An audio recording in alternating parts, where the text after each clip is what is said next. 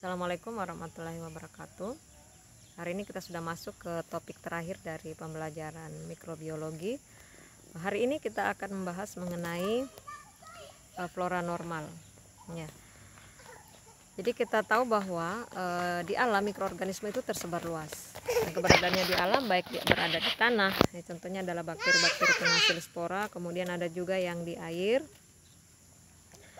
Contohnya bakteri-bakteri yang sebenarnya dia menghuni feses, menghuni saluran pencernaan, kemudian nanti akan terbuang atau keluar bersama dengan urin dan feses, sehingga keberadaan air bakteri ini bisa saja dia berada di air.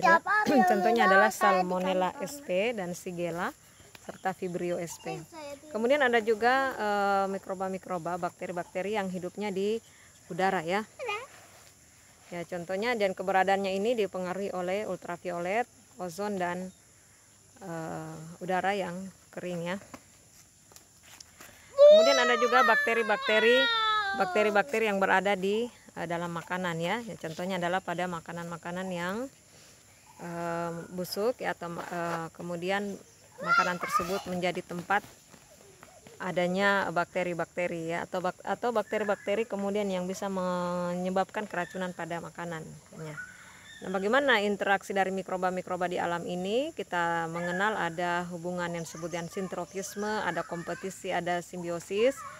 Jadi mikroba ini bisa saling berkompetisi dengan mikroba lainnya, kemudian juga bisa bersimbiosis. Simbiosisnya itu bisa mutualisme apabila bukan hanya dengan mikroba ya, tetapi dengan ya, simbiosisnya di sini antara mikroba. Kemudian ada juga komensalisme, manakala dia yang satu menguntungkan yang lainnya tidak dirugikan. Kemudian ada juga parasitisme, di mana hubungan atau interaksi ini merugikan ya. Nah, bagaimana hubungan hospes dan kuman itu ditentukan oleh keseimbangan.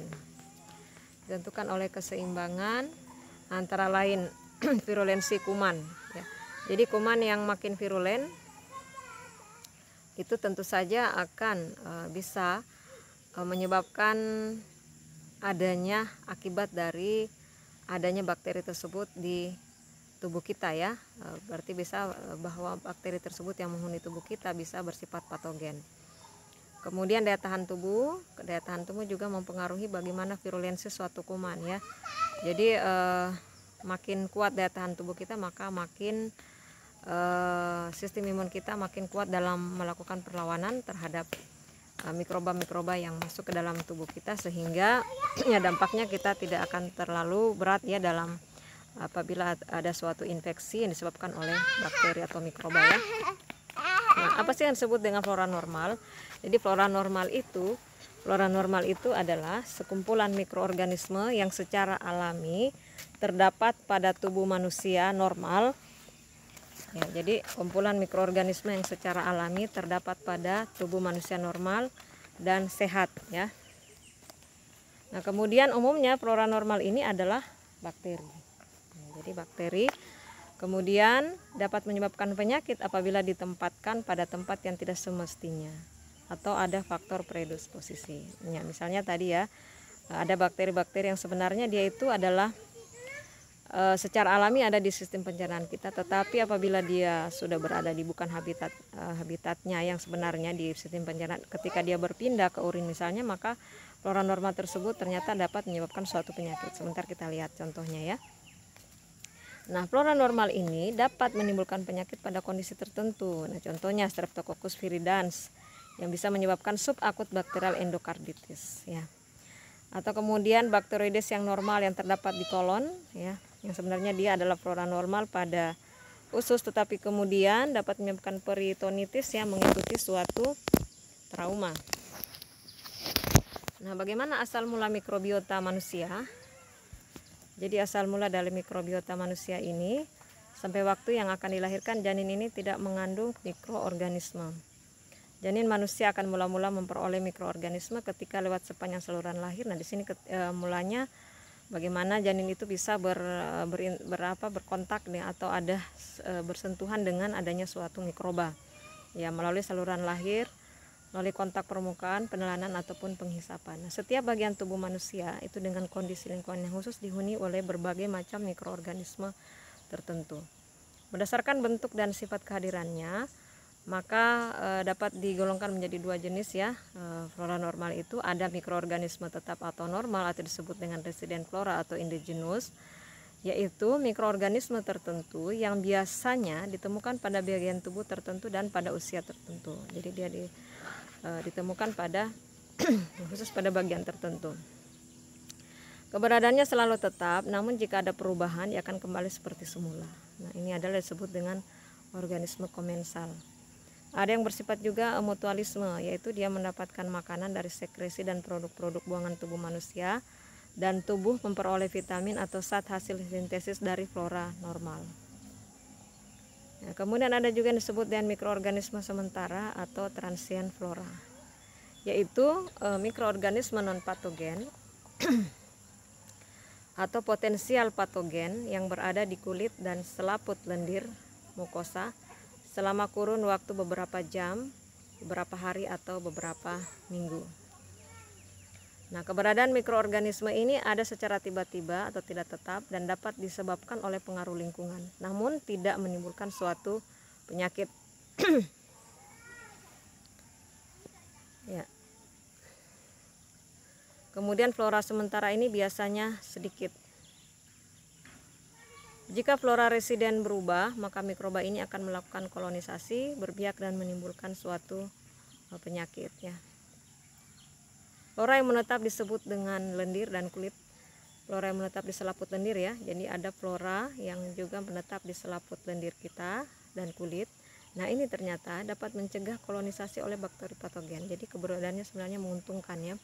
Itu disebut dengan bacterial interference dan mencegah penyakit akibat gangguan bakteri. Nah, dengan cara yang pertama dia melakukan kompetisi pada reseptor atau tempat pengikatan pada sel pejamu, kemudian kompetisi untuk zat makanan, kemudian penghambatan oleh produk metabolik atau racun, dan penghambatan oleh zat antibiotik atau bakteriosin ya. Nah, kemudian kita lihat pada gambar ini bagaimana flora normal itu bisa melakukan proteksi. Kita lihat pada gambar sebelah kiri itu adalah flora normal yang adalah bentuk bakteri bentuk basil, dan yang berwarna hitam ini adalah bakteri analogi dari bakteri patogen yang berwarna hitam. Ya, kemudian kita lihat di sisi sebelah kiri pada lapisan kulit ya, ini lapisan kulit. Di situ banyak flora normalnya dibandingkan yang sebelah kiri, lebih banyak flora normalnya dibandingkan sebelah kanan. Nah, dengan adanya flora normal yang lebih banyak di sini, maka keberadaan bakteri patogen itu dihambat. Jadi dikatakan bahwa bakteri ini merupakan barrier ya atau penghalang sehingga bakteri patogen ini tidak bisa masuk ya. Kemudian di sebelah kanan itu lebih sedikit bakteri flora normalnya sehingga bakteri patogen itu lebih gampang masuk. Ya. Nah, kemudian substresi flora normal ini akan menimbulkan tempat kosong yang cenderung akan ditempati oleh mikroorganisme dari lingkungan atau tempat lain pada tubuh, dan beberapa bakteri bersifat oportunis dan bisa menjadi patogen. Flora normal biasanya ditemukan pada bagian-bagian tubuh manusia yang kontak langsung dengan lingkungan tadi ya, misalnya pada kulit ya, kemudian di hidung. Nah, di sini ada flora normal di mulut, kemudian di usus, kemudian di saluran urogenital, di mata ya, dan juga di telinga. Jadi itu keberadaan dari flora-flora normal itu ya. Nah, kemudian ya sebentar ya. Organ-organ dan jaringan biasanya steril. Organ-organ dan jaringan biasanya steril. Mikroflora normal pada hidung, kulit hidung, telinga, dan konjungtiva. Iya, dan dengan bola-bola keras, baru di sini gua kasih lemparkan. Udah, nanti sebentar. Ya, kita masuk pada mikroflora normal pada kulit, hidung, telinga, dan konjungtiva. Bakteri patogen yang akan menginfeksi kulit itu harus mampu bersaing dengan mikroflora normal yang ada untuk mendapatkan tempat kolonisasi serta nutrien untuk tumbuh dan berkembang. Ya, jadi bakteri patogen ini yang akan menginfeksi kulit harus mampu bersaing dengan mikroflora normal yang ada untuk mendapatkan tempat kolonisasi serta nutrien untuk tumbuh dan berkembang. Nah, ada sekitar 10, jadi ada 1000 ya, 10 pangkat 3 sampai 10 pangkat 4. 1000 sampai 10.000 mikroorganisme per sentimeter bujur sangkar yang kebanyakan terletak pada stratum corneum. Ya, ini di bagian lapisan kulit ya. Kemudian jumlah mikroorganisme kulit dapat berkurang dengan desinfektan.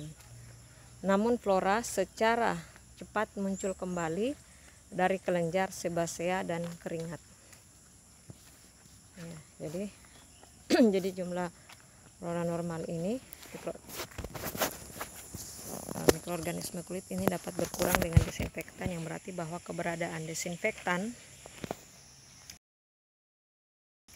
dapat mengurangi jumlah dari flora normal yang ada. Namun flora normal ini secara cepat muncul kembali dari kelenjar, sebasea dan keringat ya. Staphylococcus epidermis yang bersifat non patogen pada kulit namun dapat menimbulkan penyakit saat mencapai tempat-tempat tertentu seperti katup jantung buatan atau sendi prostetik. Ya, itu juga ya contoh dari flora normal. Staphylococcus aureus ini dapat berkolonisasi transien di kulit tetapi dapat menetap pada rongga hidung. Kemudian orofarinx dihuni sejumlah besar Streptococcus aureus dan Staphylococcus aureus dan Staphylococcus epidermis serta Streptococcus alpha hemolytic atau Streptococcus viridans. Nah, flora liang di telinga luar ini juga ada, dan ini jenis floranya adalah sama dengan flora yang di kulit. Nah, kalau di liang telinga tengah dan dalam ini biasanya dia steril. Bagaimana dengan di mata atau flora konjungtiva? Itu dalam keadaan normal dikendalikan oleh air mata yang mengandung lisosim.